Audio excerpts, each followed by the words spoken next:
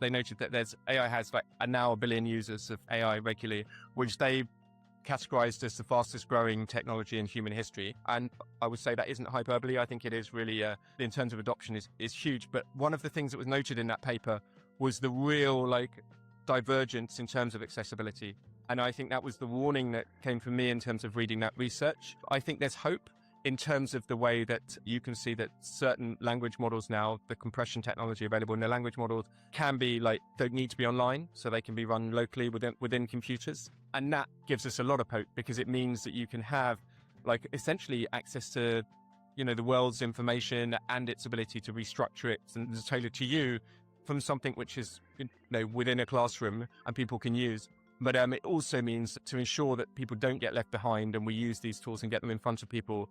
The time is now to get it right and make sure we use it in the right way. So it's both something to be hopeful for, but also...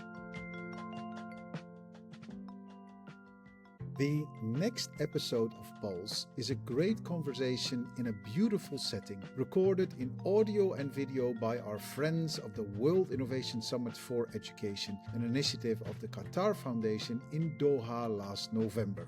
I had the great honor of speaking to Paul Atfield, the Data and Artificial Intelligence Lead for the Education Outcomes Fund, a not-for-profit organization that helps big funders decide where and in what to put their money when it comes to teaching and learning in this world.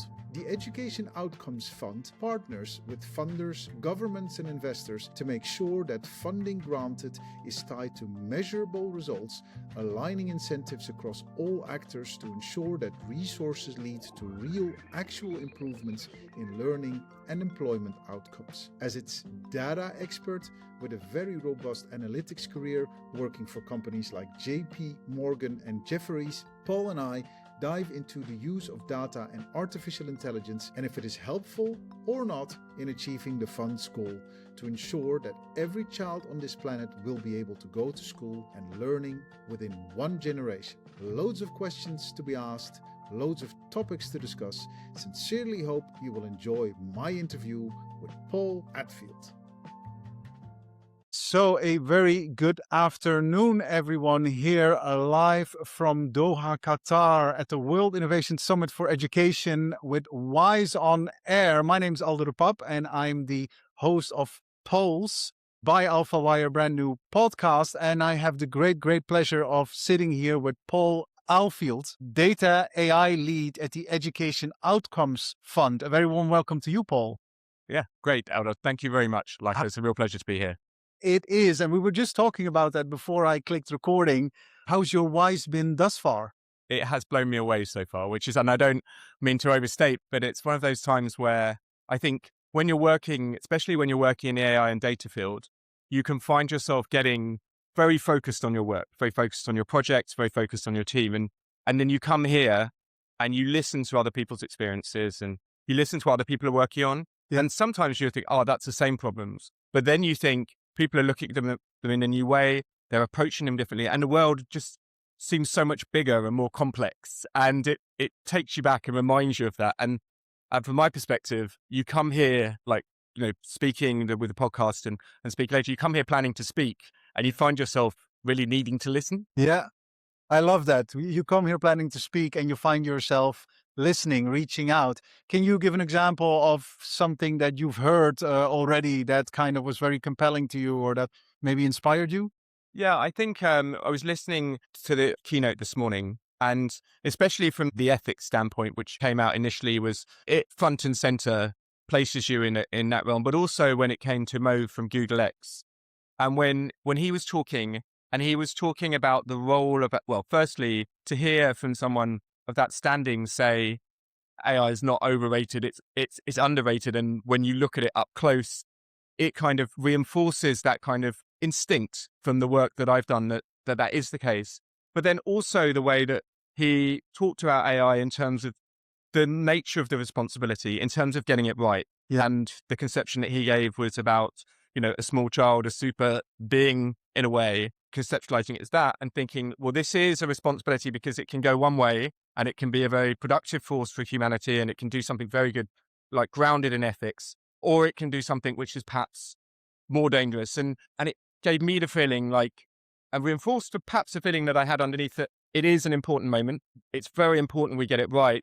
And I really liked the way he framed it within the local context in terms of the Middle East and in terms of, the other side of the Atlantic, as he put it, or the other side of capitalism, being a side which was grounded in ethics, where a lot of ethics came from. And my personal view, and something that I've written about recently, is that grounding in ethics, that kind of ensuring that AI, when implemented in your organization, turns your organization into the organization it wants to become. And I think that's something that's front and center for me. And to hear someone say it in such a eloquent way and in such an expansive way kind of shook me from hearing it. So I feel very humbled to listen to such things. Yeah, I love when you say, what does AI want to become? What do we want AI to become? And I think you have a very interesting use case there. Today's a big day for you because you launched a research article called Outcomes AI, and congratulations on that. Thank you. Loads of big findings in there.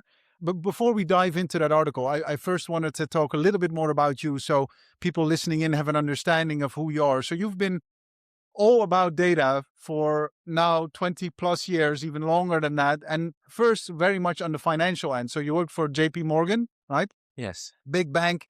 You were big in finance, all about the data, trying to convert the data into money. And at some point you said, well, that's enough. I want to go to a place where I can have real impact, and that impact is not money. Do I say that correctly? Yeah, I think you make me feel a little bit blushing in sense of that, but it was a really privileged journey. It was a fun journey, an exciting journey to see it the way that perhaps I've seen it, which was where I started my career in long-short equity trading. So I started slightly before I was at JP Morgan at Deutsche Bank at the time, and it was a point in financial markets where big data and algorithms were just kind of getting going, but they weren't really there yet. So I was really fortunate to see what happened in financial markets before, quant funds before high frequency traders existed. So I saw an environment which was very existential. Like when you were a trader back then, you rolled up your sleeves, you turned up to work, and you had to make decisions based on information in your head. Like you didn't have time to build models. Models couldn't interact with the market. And then I was fortunate to see that period of time. And I was a long short equity trader at Deutsche Bank for 3 or 4 years before moving over to JP Morgan. And then I saw there was a point where I was at JP Morgan where I saw the power of data, like collecting data together, analyzing it, the power of new models and Python-based infrastructure being introduced, so coding that was more accessible. And I saw that arrive, and I was part of it where I set up a trading desk in 2012 with JP Morgan, the first systematic trading business in Europe, which grew into a big platform. And so I got to see really how it worked in the banks. And then I set up a similar desk, built this infrastructure over 5 or 6 years, and then set up a systematic trading business at JP Morgan, again from the kind of grassroots. But why I think it's a really privileged position and really exciting opportunity is that when I first started doing this, it was very expensive. Like you had to buy servers, you had to hire developers who were really expensive, and they were good, but they're expensive. And then you had to maintain it, and you had to maintain your data, you had to pay for it. And we had servers and backup servers, and we had multiple computers under our desk. It was really expensive to maintain this infrastructure. And now we're at a point where you can do all of this. Like our team at EOF is me and an intern, and the capabilities of what you have now, if you're leveraging the technologies, are what you could do when I first started in 2012, building this infrastructure. And I would say you need 1 to 2% of the resources that you needed in 2012. And that is incredibly exciting. And to have made the switch, which, I'm very excited to have done, but I'm also excited that I can do it at a point where a lot of the things that I built are also achievable without the budgets that we had in the banks. A new dimensioning is opening in how I perceive you. I first had you down for a data analyst, but you're actually a system builder. And then from there on, you start interpreting the data, which is so valuable, because in order to understand the data, we also need to understand the systems that we use, right? And that's actually what I want to talk a little bit more about you, because we called this session, you and I, Rewiring Education, AI, Data, and the Shift to Education. And you're the AI data lead at the Education Outcomes Fund. Let's talk about AI specifically. What, for you as a system builder, what does AI mean for you? So it means primarily that we can do more.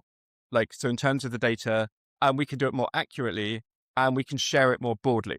And I always break things down into three, so I had to combine the thing. But an example of this practically at the Education Outcome Fund will be so our costing data work. So we have within the education space, there's a limited amount of costing data for various different reasons. I mean, very good reasons. And one of it in the past is it's time consuming and problematic to collect that data. And often the education of the children is rightly prioritized than collecting and analyzing the data, which can be very time consuming. So what we're building at EOF and what we've actually built and tested out in our program Sierra Leone is some AI scripts which leverage large language learning models within a safe environment, so a ring-fenced environment to do with the data it's protecting. And it can take in inputs of various different costing data in loads of different forms that we take from our implementing partners.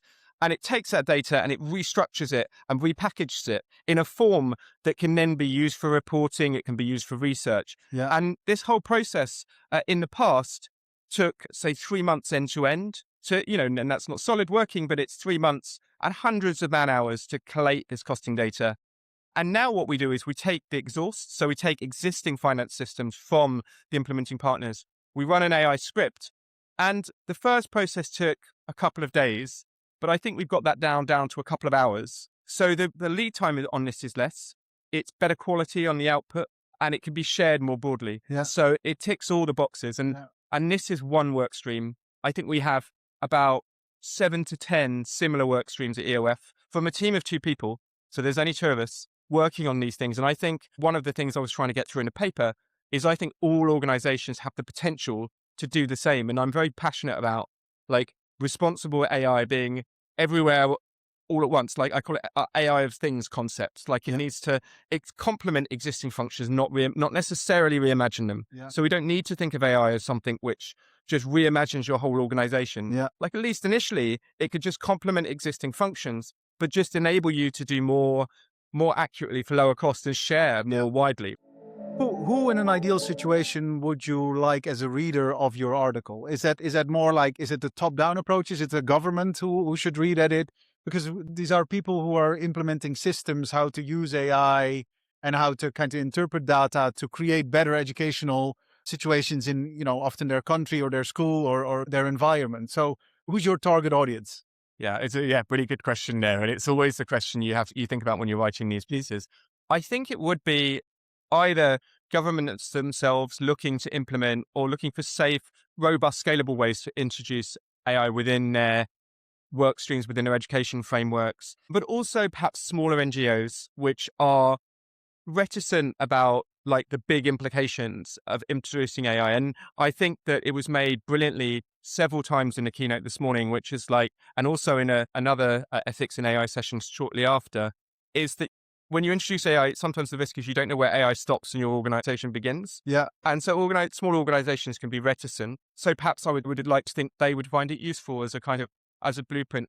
And then the bigger organizations, which are all organizations and governments which are advanced with their AI use, I would perhaps like them to read it and engage with me on it. And I'm sure they will have their own experiences and things that may resonate, but also things that perhaps they say, well, Paul, I'm not sure about that piece. Yeah. And I would welcome that kind of constructive and respectful in dialogue, because that is about getting, trialing different approaches and seeing which one is more scalable and resilient. Yeah. Anticipating on that, do you have a point that you think people are going to want to discuss with you?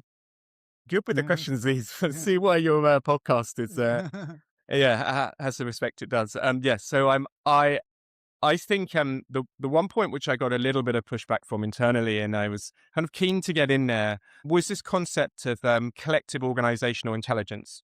And it was seen as a bit of a sort of nebulous or perhaps a difficult to define concept. So I'm going to try, and if I can't manage it in this podcast, then perhaps I need to give up on it as the concept. But, yeah, by all means, I didn't mean it as criticism. I'm just thinking like, which points do you think you're going to get? It's a great question, and it's one that I absolutely should be able to handle. So I will try my best.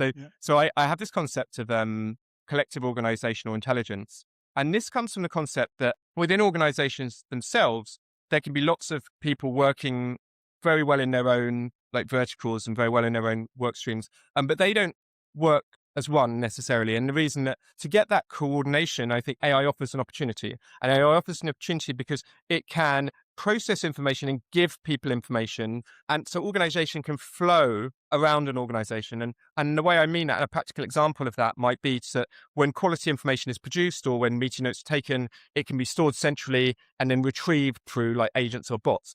But what that practically means is that organizations have information, can spread all information much more efficiently through them. So people know what other people are doing and then they can create the connections. But what I believe is that then organizations can start to move much more as one because they have the same access to information. They can challenge it in either real time or in a sensible way that means the organization has the same kind of values and belief structure and truths. And so I see that like the shoal of fish kind of analogy where everyone has the shoal of fish, the fish themselves have the agency, they're being orchestrated, they're being conducted, but not orchestrated. So they're not being told what to do. And I call this collective organizational intelligence. And it comes from the dynamic that AI largely is inductive. Like it looks at the past and then it kind of predicts what's going to happen in the future, which is great for giving people information, but people are quite deductive. We don't sit there and, reel off a large amount of information, then make a structured decision. Yeah, no. We have a kind of deductive approach to reasoning. And by putting information across an organization in a fluid manner, by enabling AI to stop at the person and have its job to enable and empower the person, so it becomes existential for the person to act upon that. My belief, my concept is this kind of collective organizational intelligence exists.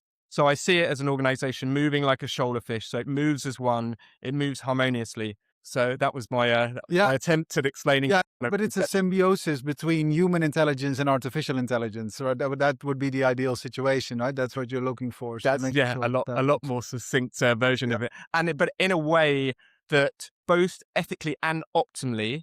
So optimally, because it's better outcomes for the organization, it's more efficient, but also ethically for the individual because it's existential and it's empowering. Yeah. So it has that aspect to it. And I think that's an important dynamic that I want to imbibe. And I was trying in my paper to kind of put together ways that can be achieved. Yeah.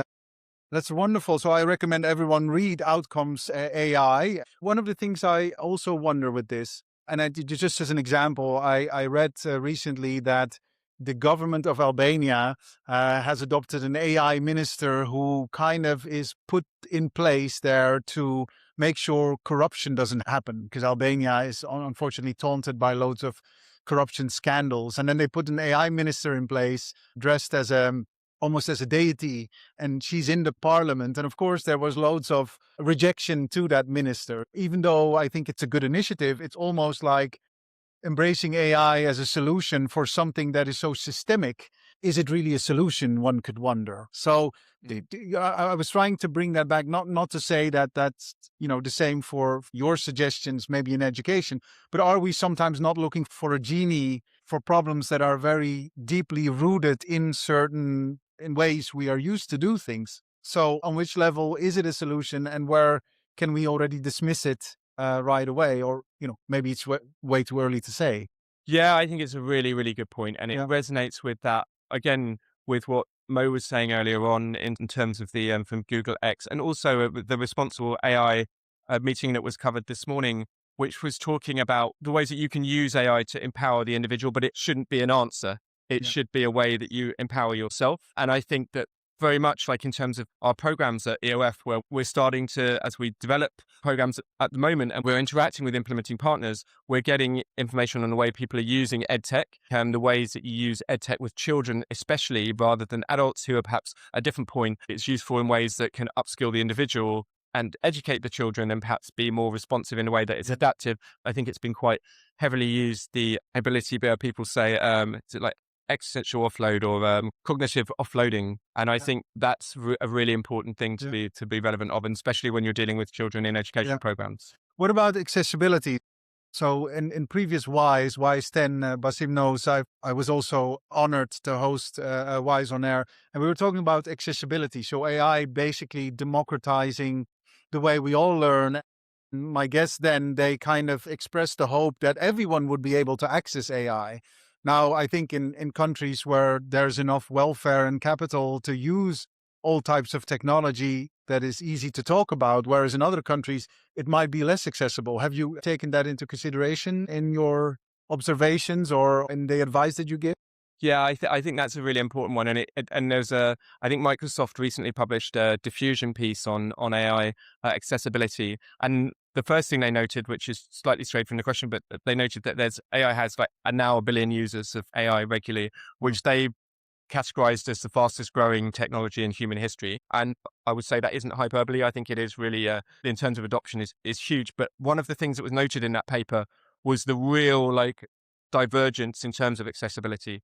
And I think that was the warning that came from me in terms of reading that research. I think there's hope in terms of the way that you can see that certain language models now, the compression technology available in the language models can be like, don't need to be online, so they can be run locally within computers. And that gives us a lot of hope because it means that you can have like essentially access to, the world's information and its ability to restructure it and tailor to you from something which is, within a classroom and people can use. But it also means to ensure that people don't get left behind and we use these tools and get them in front of people. Like the time is now to get it right and make sure we use it in the right way. So it's both something to be hopeful for, but also something to ensure that organizations get it right. And I think that's why at EOF, like our projects and especially the ECE portfolio, like the younger children portfolio, like getting quality access to children, quality access to education in front of children in this environment where we can do more, it's the time to do it. It's the time, most definitely.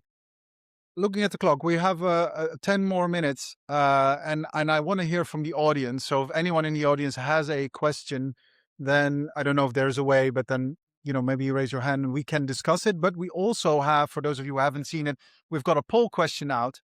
And the question is, which area of education could benefit most from AI in the next 5 years? Give us your prognosis. I will look at this poll question. We're not at the end, so I'm not allowed yet, but do give it a try or do give us your answer. You can easily scan the code on the screen to participate and answer the question. We would love your input on this as well. What I like about this, what I like also about here, this event, humanity.io, is we're really looking at the human component in AI. We're not afraid of it anymore. We're embracing it. We're giving it a kind of a place in our lives and in our hearts.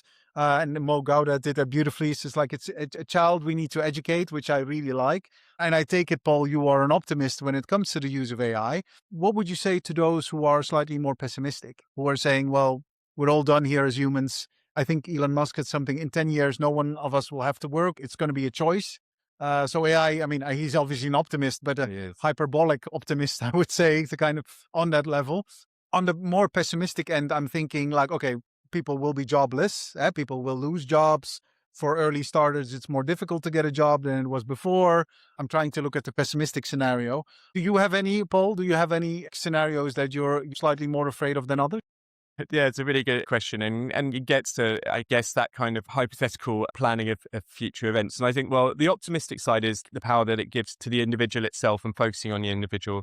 But your question reaps to the heart of a much bigger part, which is how it changes the whole system itself. Yeah. And I think, right, obviously beyond like organizations and governments themselves have a responsibility to use AI to create the kind of world that they want it to be. And I would like, the one thing I would say to that is, and partly what we're doing at EOF or what we've done at EOF is to have a deliberate approach to this, like not a passive approach to need. Be deliberate. And imagine that end state within, the areas that you have control of. So within people, within organizations or within your own work, have a visibility of that end state, what you want it to look like. Yeah.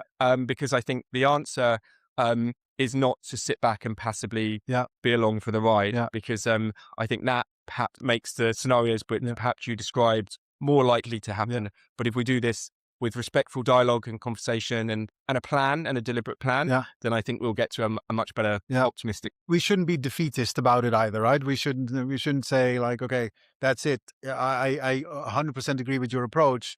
Let's engage. Let's try to understand it because, humans created it after all, so we can steer it in our direction and we should be optimistic about that. As the Education Outcomes Fund, you are an international organization. So that was my last question, like, how do you compare results? How do you compare outcomes looking at the fact that there are so many things to take into consideration in your comparisons? And again, also to the use of AI. We earlier spoke about accessibility, but maybe there are other things that I'm not aware of that might be good for you to kind of understand and put in practice at the Education Outcomes Fund.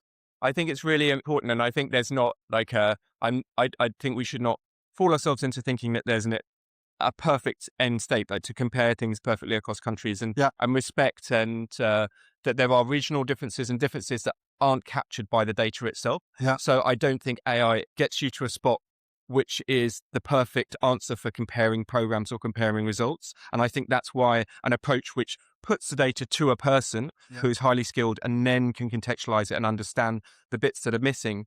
But what AI does do is it gets you to that spot where the data is presented to the person or the information is presented to the person where they're in a much better position. Yeah. It's analyzed, it's compared, you can absorb lots more qualitative information and quantify it or present it or make it summarize. So it gives you a power to do a lot more, but it doesn't solve certain problems and contextualize things which, based on the information available, isn't possible to contextualize. Yeah. Yeah. Loads to be learned. Let's dive into the question now. Any questions from the audience, by the way? Any burning questions? No takers at this moment. Don't worry. Oh, there's a question. Mo in the morning said that usually what we do, we fix that we do, and we bring AI to complete our tasks or to evaluate what we do. And he said it's different. Like AI should, like he gave the example of math, and then he made AI evaluate how we use math, and then AI said we were doing it all wrong or we did it insufficient. Now everything we look at AI, we look at it from our perspective, not from the AI's perspective, because we evaluate things and you say if you do it this way, then this is the correct way, and then AI does this thing that we usually do. It's the correct way. Are we going in a way to put AI in the driver's seat, or at least in the ultimate like observer seat, and see, are we doing things in the right way? And maybe AI will say, no, the whole system that we're basing our thoughts and our society upon and our knowledge upon is wrong. That probably the math is wrong. The new math, you should do it this way. This is more efficient. Yeah. So do you think we should go that way, or just put AI as the assistant that does our job, that does what we think is good? Yeah. We train it, not we train. Big philosophical question. I'm just going to repeat it so we have it on recording. Yeah. It's about, is AI going to be in the driver's seat? And are we just going to look at it and accept it for what it is? Or are we going to have our interpretation of AI? So which one will prevail? And beautifully, the gentleman used the example of Mo Gaudat saying, like, we found out through AI that we're doing maths wrong. So all of a sudden we have the observation, we've been doing this wrong. Our human brains couldn't get our heads around this. And now we discover we've been doing it wrong. He also mentioned, people, use AI to write a letter to their loved ones. But actually AI has been, it's now almost, has found ways to cure cancer and all these big things. And we're hardly not even talking about it. So also the perception of how we work with AI, how we integrate into the AI, are we doing that in the right way? Yeah. Answer this question. It is an absolutely awesome question and a very good question, and really strikes to the heart, I think, brilliantly of the key point. And I'll respectfully try my best, but it's a question I think it's a very big question. But I think that when you're sticking to domains where there's an achievable outcome, like that when it's matrix maths and it's a new way to approach it and it's 23% quicker, then you can say that within that observable space, AI can change the system and can change it within that realm. When it's curing cancer, AI makes an approach, the cancer rates for a curing of characteristic treatments are better. When it's looking at genomes, the way to analyze certain susceptibilities to certain conditions, you can see observably within that space that AI has achieved a better outcome. So within those spaces, I think you can, with comfort, start to implement AI. The problem comes, and I think your question's brilliantly targeted towards, is when AI starts to change the whole system beyond which we can't observe it. Yeah. And I think from my seat, with immense amount of humility, because obviously this is a big question, I would say that we need to be careful. We need to ensure that we keep those observable spaces in a realm that perhaps we still understand them and observe them. And again, the work that we do at EOF and the way that we've implemented AI has been very much about that, making sure that people understand the process. And it's mentioned in the paper, like, it is open box. People understand how decisions are made, or if they don't understand necessarily all the pieces, they can observe them at each end, like there's a person at the start and the end of the process.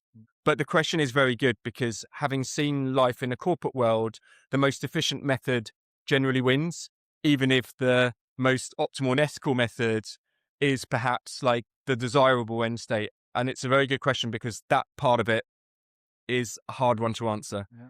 I hope that's a good enough. That's it. It's a good start, and we should keep on talking, I would say. Very last question before we go to the poll. WISE 12, we are here today, the year of our Lord 2025. In 2 years, hopefully it's going to be another WISE. Where will we be with AI then? Could you give a little prognosis? We're asking you all the questions. You're the oracle of AI here today.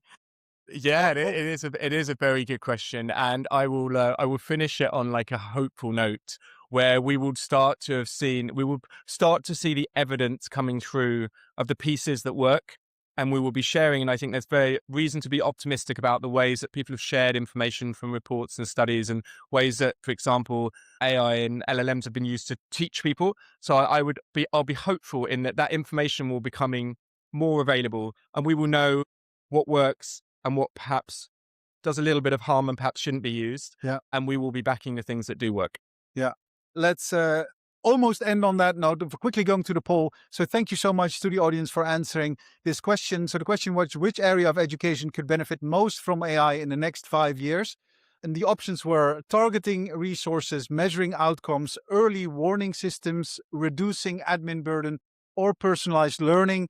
And our dear audience has chosen, as a majority, tied for measuring outcomes. So we're going to benefit using AI in measuring outcomes. And the gentleman from the Education Outcome Fund might hopefully agree with that one. And personalized learning. Any things you want to share? Is that spot on to your feeling? I think it's absolutely spot on. We've got a very engaged audience. That, in my opinion, I think that's exactly what I would have said. So yeah. Okay, let's continue to focus on education outcomes. And Paul, thank you so much for all the hard work that you do in this specific field with the Education Outcomes Fund. I'd highly recommend for everyone to read Outcomes AI. That's the name of the article. Where can people find it? They can find you connect on my either my LinkedIn profile or the Education Outcome Fund. You go on our website. There's a link to it which has just gone back up from our head of comms has kindly put together. And so yeah, it's on there. And we'll be sure to include it in our show notes. Thank you so much for your time, Paul Atfield. Thank you very much. Thank you, my friend. Thank you.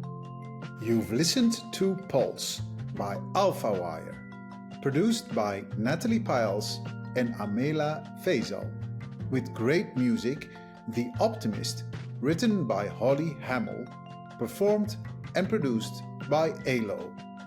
Episodes hosted weekly by me, Aldo de Pauw.